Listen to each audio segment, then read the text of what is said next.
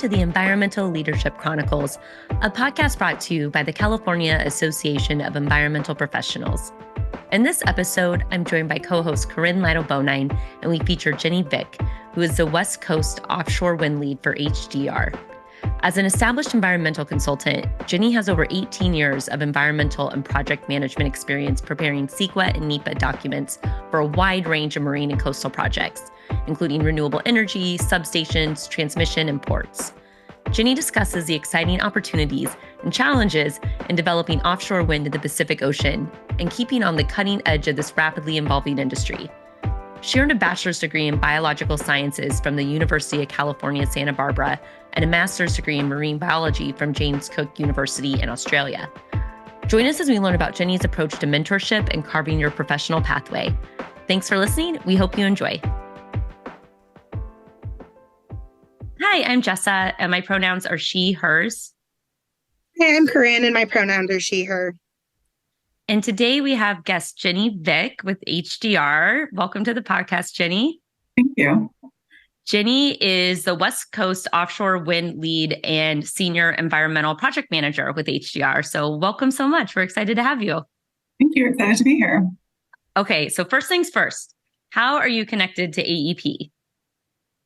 So I've been a member for a number of years. I can't even remember when I first joined, but I'm looking at my shelf here in my office, and I've got at least CEQA handbooks going back to 2016 on my shelf. So it's definitely been my guidebook for a very long time in my career. So I'm very appreciative of AEP and the different resources they have available. I've been attending the conference for the last, 5 years or so. So yes, very reliant on the AEP guidebook for sure. Love it. All right. Long-time listener, first-time caller kind of vibe. Well, I love using CEQA guideline books as a way to measure length of involvement with AEP. I love it. Yeah, I've got at least the ones that have made the last few moves since I've been in San Diego since 2016. So there we go. Maybe that's our next question. Using the guidebooks as in the future on the podcast as a barometer. I love it. So Okay, we'll start off with Jenny. What led you to a career in the environmental industry? It's when it goes back to childhood, I guess. My mom, always thought I was going to be a marine biologist. And I was like, what are you talking about, Mom? I love the beach and, wildlife. And she just knew before I did. And I went to college as a bio major, thinking I might do more pre-med, and then started taking ecology classes and got hooked. And then I, upper division class of biology of fishes, and that was it for me. So finished my undergrad at UC Santa Barbara, biological sciences. Yes, I know. Corinne's also a gaucho, and just kind of fell into it. And so I started working for environmental consulting firms on the Central Coast of California and San Luis Obispo. And it was just natural for me. It just felt like the right spot for me. And I've transitioned from being a marine biology background. I even continued on doing my master's degree in marine biology, but transitioned to being a planner a number of years ago and haven't looked back. All right. So what about marine biology? So why do you think your mom recognize this in you before you recognized it in yourself? It's funny. I also attribute my grandmother. So she lived in Fresno my whole life, but we always had cabins up in the mountains in Shaver Lake. And so my grandmother was just always really into nature. She'd stop and note. She knew every single wildflower, every tree. She'd have us pull over to the side of the road so we could look at what flowers were on the side of the road. And so it just really instilled this wonder in me of the world around us and how things work. And so, her inspiration and then just my love of just nature and being outside really kind of led me down there. And actually, this just reminded me of a fun fact that my grandfather, he built subdivisions up in the mountains in Shaver Lake, and he actually commissioned the first environmental impact report for the Sierra Nevadas. Wow. Yeah. Look at that. Yeah, so has your mom ever let you live it down, or is she still saying, I told you so? I told you so.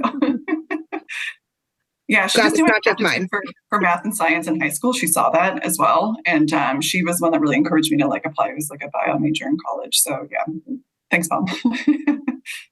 Yeah, we have two generational environmental professionals on this podcast, both with Corinne, with your family, and Jenny. So it's so interesting. I love that.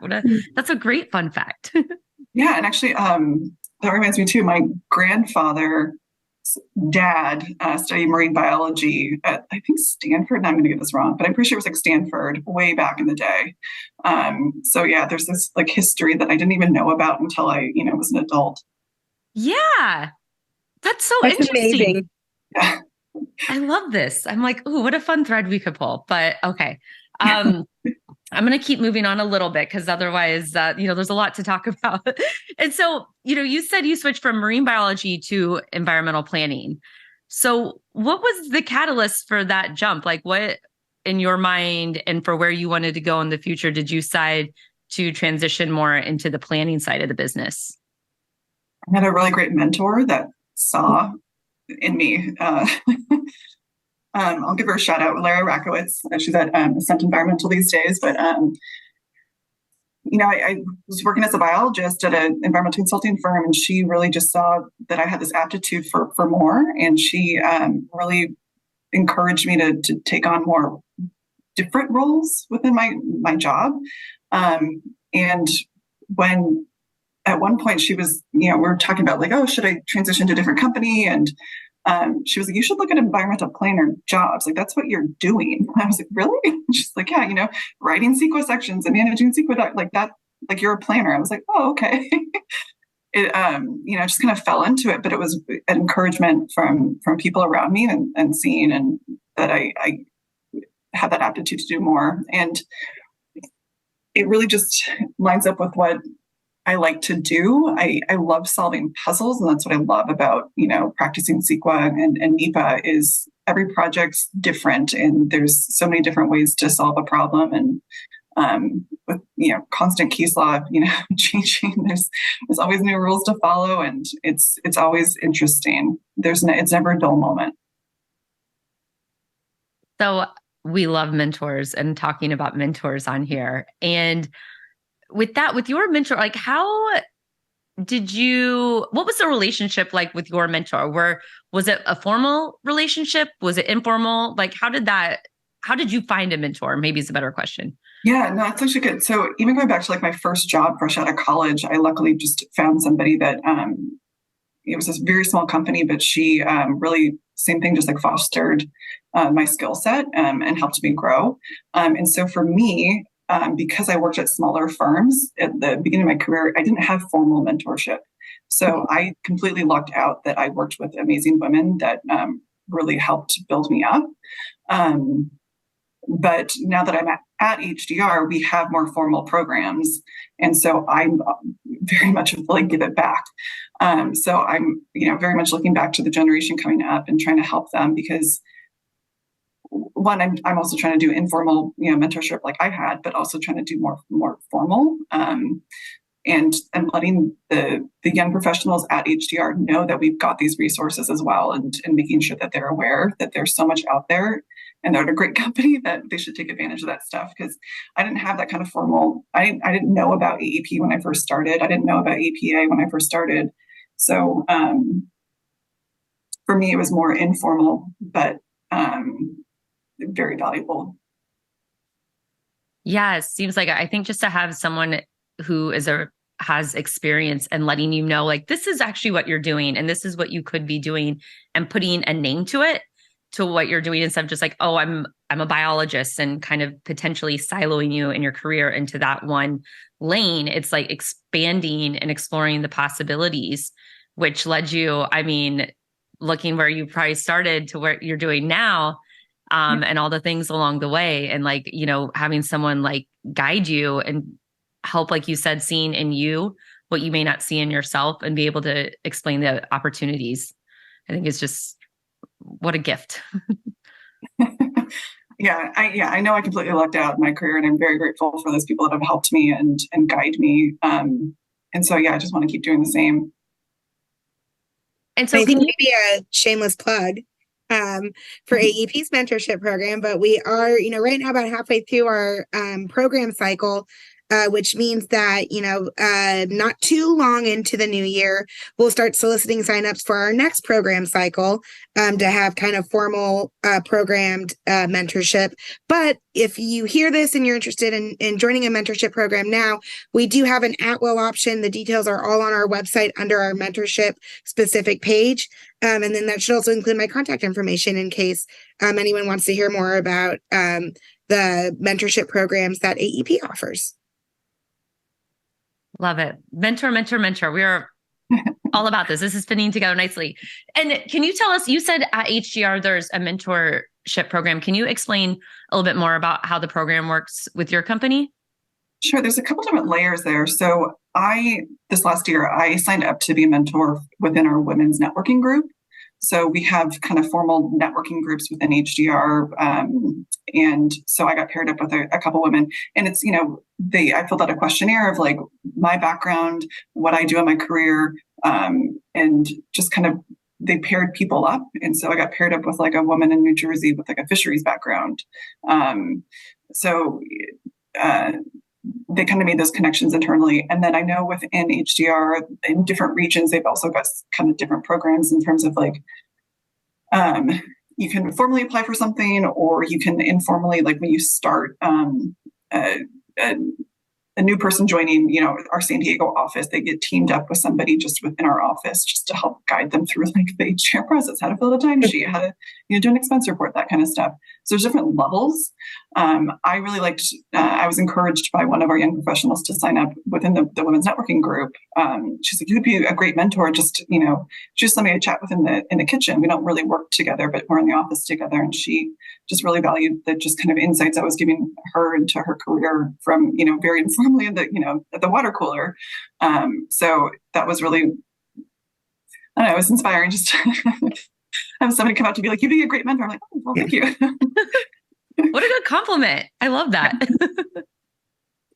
Well, it's such a good example about how mentorship really goes, both ways. And it's not, we may say a mentor-mentee relationship, but oftentimes even, in that mentor position, you learn so much from your mentee. 100%. It's, like every bit as rewarding to you as it is to someone who might be in more of a mentee relationship.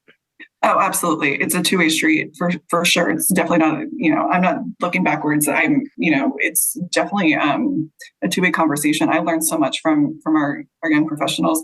At the same time, I'm still, I still have mentors myself. Like, even though, there's always more to learn and to grow and to share. And how do you know about the opportunities if you're not sharing them with other people? And yeah. I always think about it as like, I feel like this is kind of a common trope, but it's the sports analogies where you have like some of the best athletes in the world. They still have a coach. You're like, you can be so talented, so experienced, but everyone still has, I shouldn't say everyone, these professionals still have a coach to help guide them and show them where they can like hone in on skill sets. And so I think, keeping sight of that none of us know everything. And, being able to be flexible and still continue to grow in your career, even when you are at that level where you can be a mentor yourself, I think is, like you said, is a very important reminder to not lose sight of that. Yeah. And just talking to people, early in their career, just also if they don't have a mentor already, just encouraging them to find one. Because if you don't know, you don't know. So, how valuable it can be, and just and also letting them know it doesn't have to be your supervisor. It can be anybody that you work with. Within HDR, we call it working the matrix. Like I said, like I've been in touch with the team on the East Coast, and I have a mentor on the East Coast that's really knowledgeable in the offshore wind space that I rely on. So it doesn't have to be within your office or your supervisor. It can be kind of anybody, and it can be outside your company too. So looking for mentors to help you learn what you don't know. Yeah, I completely agree with that. And I think, like you said, I'm thinking back when you said earlier in your career, like, I didn't know about AEP. I don't know what I don't know. And so it's so hard to even know you need to look for a mentor until someone tells you, Right. Hey, you should look for a mentor. You should look into AEP. I mean, any early career professional, young professional student I come in contact with, I'm like, AEP, just go check it out. They're going to have like every resource that you could imagine, at least to understand like what some of the opportunities are out there as far as like just getting your foot in the door with the industry, like outside of maybe what's your first job or even before you have your first job. So I think, like you said, it's a two-way street. It's like asking for the mentor and then also recognizing the people who might need to be told to look for mentorship themselves. And I wanted to get into a little bit too about your current role, though, with, you're an offshore wind lead for the West Coast for HDR. And so can you tell us a little bit more about that, like what your position is and your leadership role there? Sure. I'm just gonna like go backwards a little bit here and how I got into that space. So obviously we already talked about my marine biology background. And then, as I started, in my career, I started working on, marine resource projects, renewable energy projects. I worked on, transmission projects, substation projects, port projects, kind of like all the pieces to the offshore wind puzzle. And at my last firm, I had the opportunity to work on some early planning for offshore wind on the East Coast, and just really got hooked on the industry. I didn't, it's a new industry, and looking at the East Coast versus West Coast, that they need to do floating here on the West Coast, and it just blew my mind. So I just got hooked, and so when I joined HDR 5.5 years ago, I let them know I was interested in offshore wind, knowing that it's not here on the West Coast yet. And so I started helping out with some of our East Coast projects just to keep up on the industry. And then in 2021, when the administration changed and offshore wind became more of a reality here in California, I took on like an informal role of an offshore wind, West Coast offshore wind champion. And so for me, it was just HDR supported me in just learning all I could about the industry, getting up to speed on the federal process, what's happening in the states, what the timeline looks like, what it means for us, what HDR can do in the industry, what we have done in that space that can translate to offshore wind. And then earlier this year, they formalized that position for me. So I became the West Coast Offshore Wind Lead earlier this January of 2023.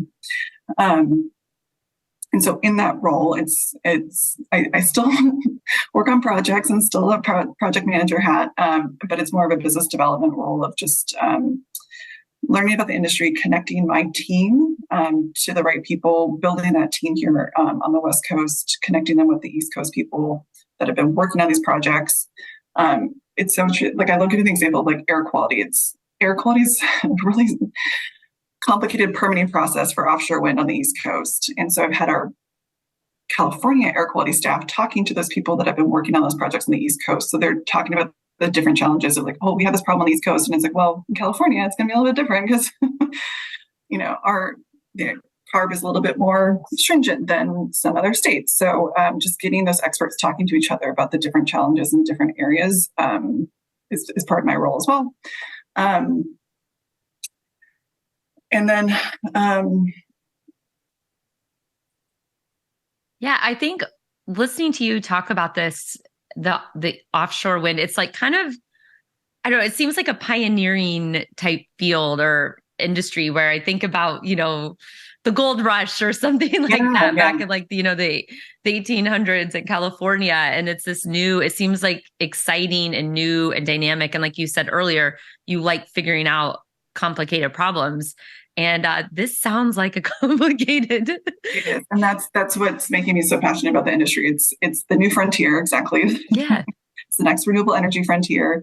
There's so many challenges to solve, from not only how to build these projects, but the supply chain issues with them. You need the ports to be there. You need the transmission to be there. You need to get the energy from these projects to the load centers. And so it's a challenge on so many different levels, and we need so many people at the table solving these problems. And so for me, I'm just trying to connect our internal, HDR team, like helping them realize this multi-billion-dollar industry. I think 20 billion is thrown out there sometimes, right? There's a lot of money being invested in this, a lot of support from the federal government in terms of setting planning goals. Within California, we also have state and goals that we've set under AB 525. So it's just really interesting because there's, like I said earlier, I love solving problems. I love the puzzle. I love solving problems, and this is just like the ultimate problem. It feels like it's just all. That sounds bad. It's the ultimate challenge. You went for a big problem to solve. And so, Corinne, I know you do a lot with, you're a developer, right, for clean energy. And so what are your thoughts as far as the future for offshore wind for California or for the West Coast? Like, are you involved with that in your position? So right now, my company, AS Clean Energy, has looked at offshore wind and basically said it's not ready for us. So a lot of the challenges that Jenny was talking about, we think aren't probably quite solved yet. So our focus has been, it is right now on onshore. That, doesn't mean that hopefully there's going to be advances and things are going to change. But, we are kind of exclusively land-based wind development at this point. So Jenny, I'm interested to hear, from you kind of, what makes offshore wind from, permitting realm more challenging or maybe easier? What do you see are the differences between onshore and offshore wind? So with offshore, all these projects, excluding any kind of pilot projects that are in state waters, they're all going to be in federal waters. And so it's the Bureau of Ocean Energy Management is the federal lead agency under the Department of Interior. And so they've been doing projects on the East Coast for a number of years. They have their guidance. And part of the challenge is figuring out how that guidance applies to California, and how to tie CEQA into that NEPA process. And so within California, we've had a state task force since 2016. And so the state agencies have been talking with the federal agencies for a long time, but it's still a lot of challenges if figuring out that, you guys know, like the difference between CEQA and NEPA, and, it's obviously possible to do joint documents. We do those all the time. But the level of information that's known for these projects, it's different than what we would typically require under CEQA. So I know there's been a lot of great minds trying to figure out these problems and how to streamline this and expedite these projects to meet the goals and that have been set by the state. But there's still a lot of challenges to overcome. There's still a lot of unknowns about technology. So that, of course, a lot of the wildlife agencies have their specific concerns. There's a lot of, misinformation out there about impacts from offshore wind. So it's, we're fighting a battle on all fronts. It feels like sometimes in terms of, permitting, figuring out the proper way to permit these projects, basically, how to involve stakeholders in a meaningful way, and how to meet these aggressive timelines that have been imposed. So there's a lot of challenges, but there's a way to do this. We've got a lot of great people trying to figure it out. Yeah, I'm interested to hear a little bit more about, how much or if, you're using the wind energy guidelines, the land-based WAG put out by U.S. Fish and Wildlife Service, in what you're doing for offshore. Is it kind of, throw out the window because it's just, not comparable? Or are there things you can kind of pick and choose from the WAG to implement in your offshore wind projects? Or how much are you able to recycle from them? I actually don't know how. I don't know the answer to that.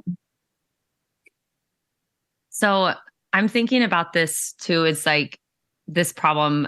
I'm like, oh man, what an uphill battle. But I'm like uphill and against the wind. Like picturing, like, trying to swim out against the wind into the waves, like at an incline. I'm like, what a big problem. But again, it's challenging, and like I'm hearing you say, like, there's a way this can be done. We just need to figure out like the way this can be done to get to the end result. And there's a lot of different ways to do that. And I think, like you said, it's a new frontier. And so when there's not a blueprint to follow, like there are for other processes and other developments. It's, you're building it to some extent as you go. It's like, where you want to be, and you have to get all these different stakeholders to agree at conferences. Somebody always says we're building a plane as we're flying it. Single conference, and I make a note every time whoever says it. I'm like, there you go. I love some business analogies. Well, it's funny too, though, as you're talking about this, just earlier today, I heard about something. I don't know if you guys have heard this one before, but that buffalo, when there's a storm, that buffalo go into the storm and instead of away from it. So they race through it to get past it quicker. Yeah. And so the analogy for business was like, be the buffalo. Like when you see this big hurdle, this big thing coming at you, like, all right, we're just going to go into it and figure this out. And so we can get through it faster. And that's what it's like, kind of drawing some parallels, Jenny, to like what you're dealing with. You're like, okay, like, let's jump into this and figure this out. That's interesting. Cause we're definitely seeing that happen left and right, of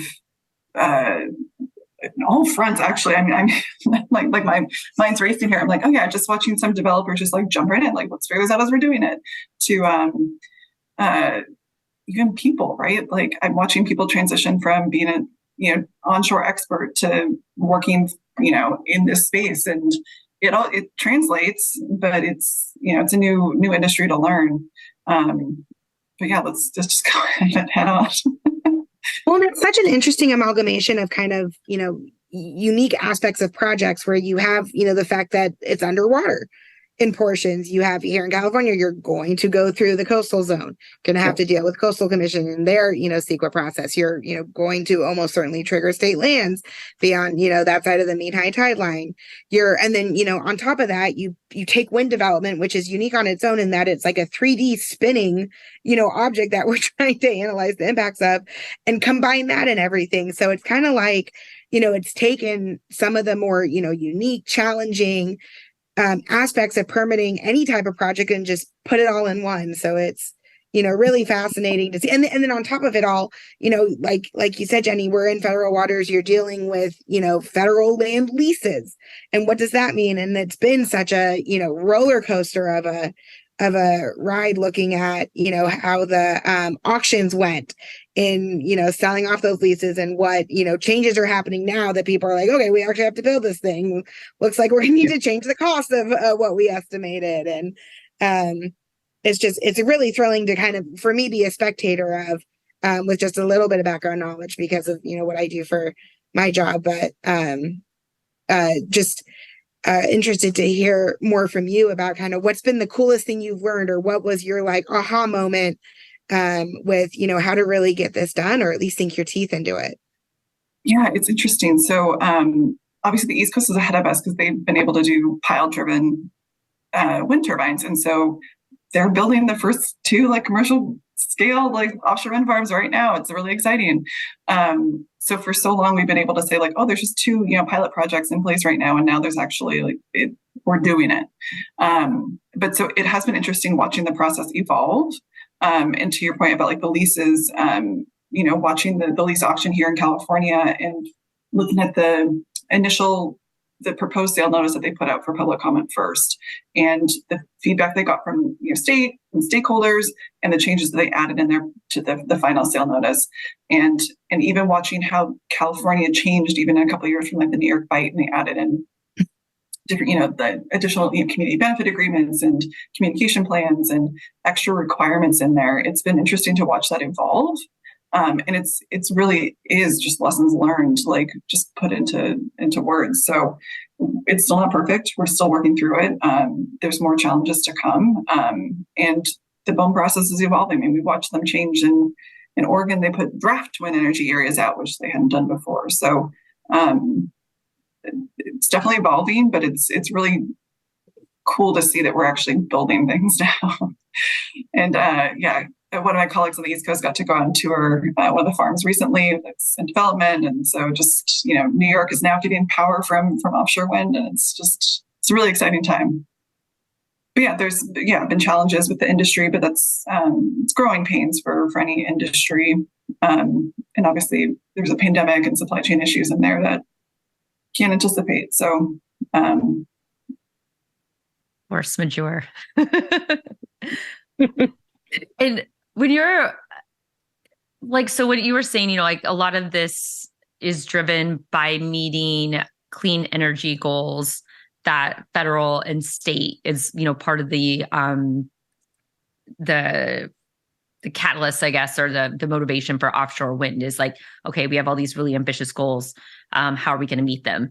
And so figuring out, you know, creative ways to do that and alternative ways to do that. And this, to me, I think about this under, you know, this sustainability to some extent. And so one of the questions we like to ask people is, how do you define sustainability? Like what's your definition of it, and how do you feel the sustainability, you know, field or industry is evolving? Like, what is that, or maybe a better way, what is that word evolving into? It's interesting, and there's so many degrees of sustainability, right? I sometimes think about it like on a micro scale of like what I do on a daily basis, right? And I was thinking about this the other day because just little things that I do to try and be more sustainable, right? And you know, switching to, you know, reusable water bottles and bags and all those little changes, and, you know, buying an electric car and putting solar on my roof, you know, all these little things that I can control. But the example of like the water bottle, I have a half sister who's 21 years younger than me, and she came out to San Diego to tour San Diego State University. And she asked me if I had a reusable water bottle for her to use while she was out here. And I got me thinking, like, when I was her age and going to tour schools, like, that wasn't a thing. Like, you just expected to just go and buy a new, like, a plastic water bottle. And the fact that, like, the upcoming generations, that's just habit, that's just part of what they do. They don't even think about it. That to me is sustainability, right? Like making these little changes that I've made in my habits, and we all have, right? Switching to, you know, getting away from plastic bags and stuff like that. It's now becoming just our culture. So I like to think about like those micro scales, and because if you start thinking about big scales, what sustainable means, you could, I mean, it's through everything, right? Yeah, it's funny. That's a funny example because this reminds me, I saw this comedian a couple years ago, and it was in San Diego, a stand-up, and he's doing this bit on like performing in California. He's like, everyone here has their reusable water bottles, and like everywhere else is plastic, and like trying to make fun of people for using reusable water bottles. And like we are hippies, and it just felt so flat.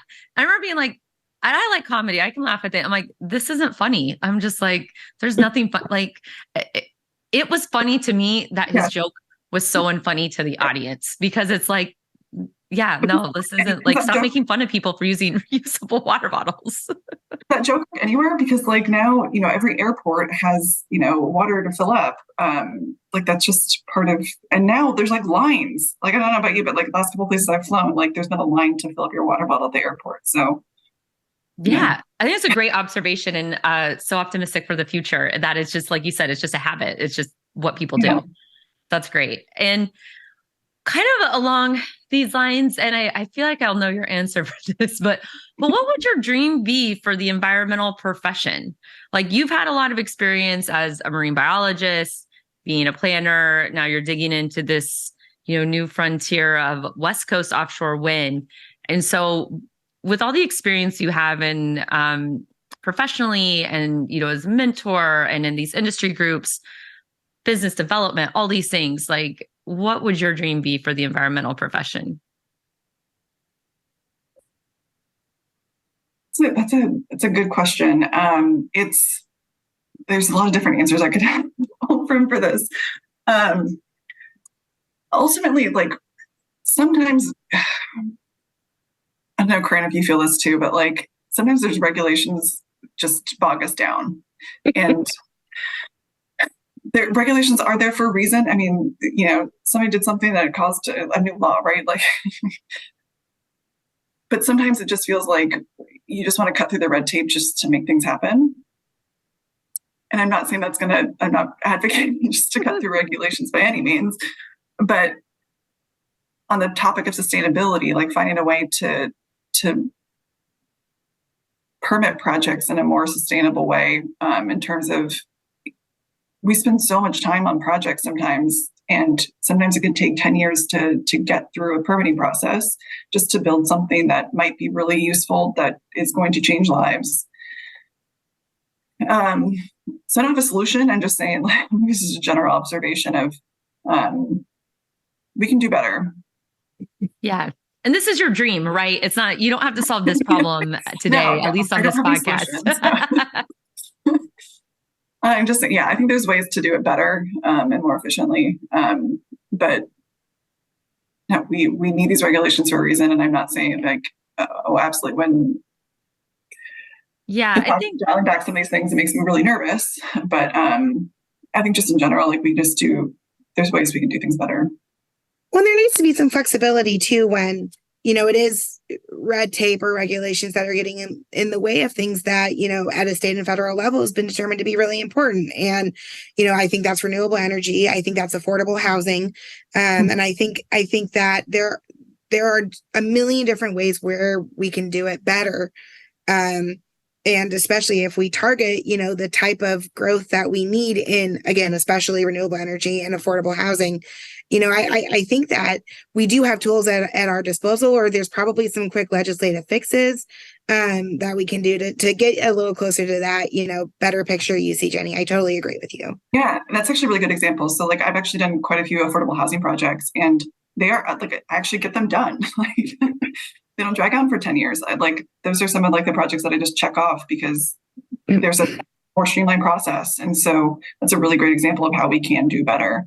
There are ways to, and I think maybe it's one industry at a time that we go through it, but we'll get there.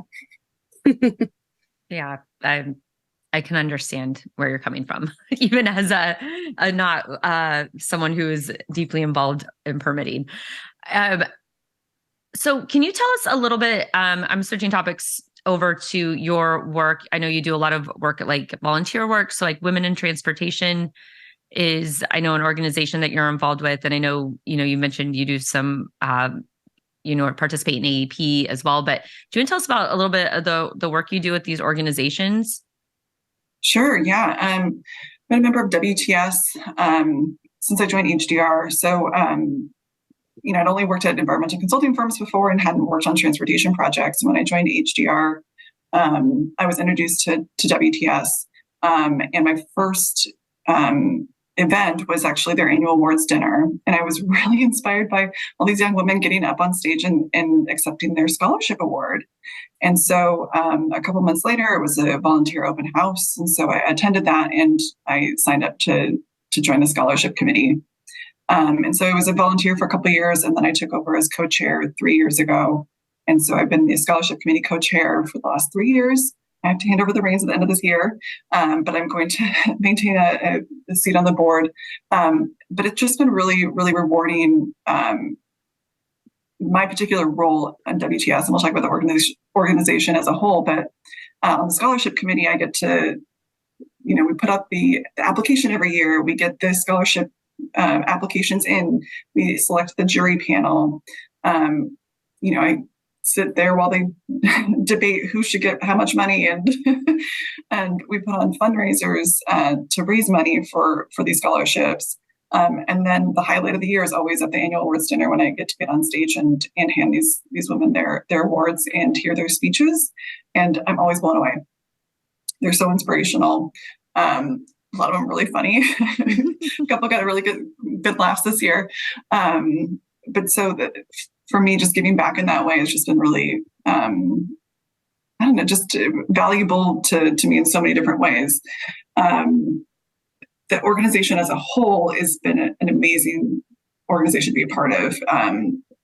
There's a lot of great women and men on our board that they're just really uplifting and caring people.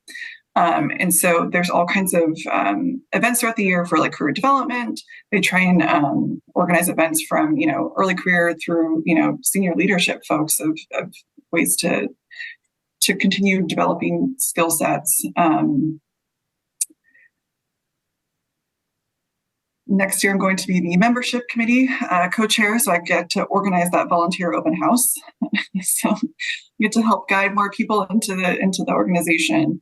So I'm looking forward to that change next year. But We've got, a group that goes to, junior highs and high schools and tries to get, women involved in the STEM industry early on. That would be a great committee to be a part of in the next few years too. It's, I didn't know that organization existed 5.5 years ago, and now I can't live without it. So.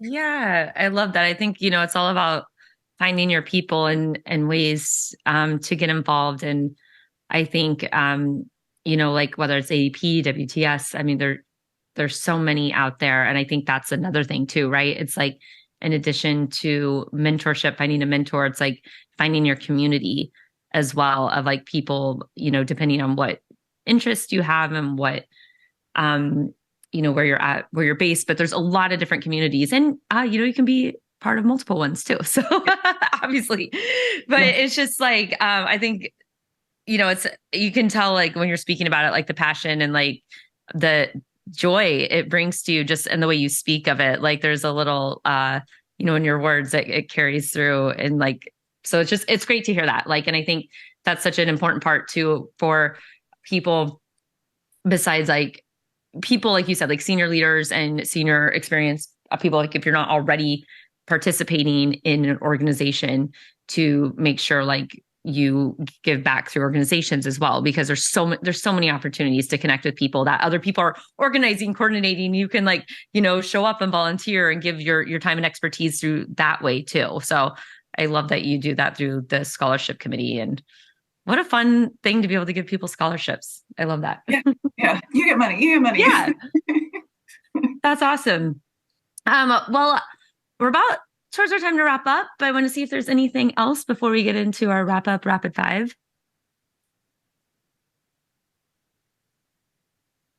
All right. Okay. So what is your favorite daily habit? I get up early every morning and either get a walk or exercise in. And that was, my dog started that habit for me, but I can't like start my day without like either fresh air or like getting my blood pumping. So it just helps get my mindset for the day. Great. What are 3 things you would bring to a deserted island? So I hate this question.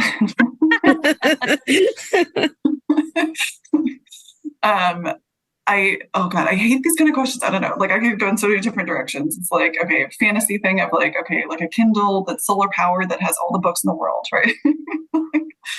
So like something practical, like, oh my God, a toothbrush and toothpaste that's, endless toothpaste supply, right? And then I don't know, like a hatchet. Did you guys ever read that book or see that movie as a kid? Like, yeah. That stuck with me. Isn't it called that? Something like it's called the hatchet, I think. Yeah. Oh, that's like my favorite hatchet or something. Maybe I'm thinking something different. The kid like is in a plane crash and yes, and he's surprised with a hatchet.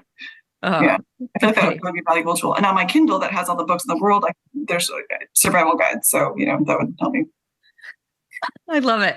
I'm thinking too, as like the endless toothpaste. I'm thinking of something like the offshore wind and like bringing the energy to onshore, but it's somehow toothpaste. Okay. What is your favorite environmental policy? I think I'm going to go broad on this and just say CEQA. Like I love like the new case law every year, and I love that the AEP conference. It's my favorite part. Is like the end of the conference, the wrap up of like the new case law, because it's constantly evolving and it changes how we do things all the time. Right. What is your favorite flora or fauna? All right, so let's go back to my marine biology days. I loved flatfish. So, because as larvae, their eyes are on both sides of their head, and then their eye starts to migrate to the same side. They're just fascinating, and they look really cool, like in an aquarium. If you ever see them, yeah. Is that like, is halibut like that? Yeah, halibut's a flatfish. Oh, yeah. Okay. Yeah. Yeah, there's a lot. But I just remember that from my like biology of fishes class in undergrad. Watching. I think they had like a diagram, or like we saw in like the lab of like the fish, like at the different stages of their development of how the eye moves. It's just fascinating. That's cool.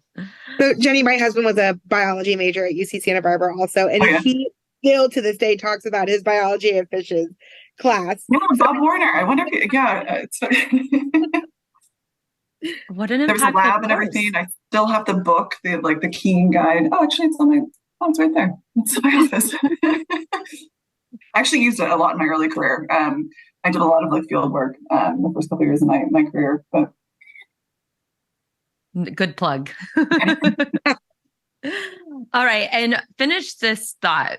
Wouldn't it be cool if? Okay. Going way off here. Okay. So, love Harry Potter. Who doesn't, right? I always had this kind of fantasy of you sit in a restaurant and you want your food to go. But I hate single-use plastic or bags or something. If I was a wizard, I would just pull out Tupperware to take home my food from a restaurant. That would be very cool. Wouldn't that be cool that you just pull Tupperware out of nowhere and just not have to use single-use stuff? I love the creativity. Well, thank you so much for joining us, Jenny. We really appreciate it. Thank you for having me.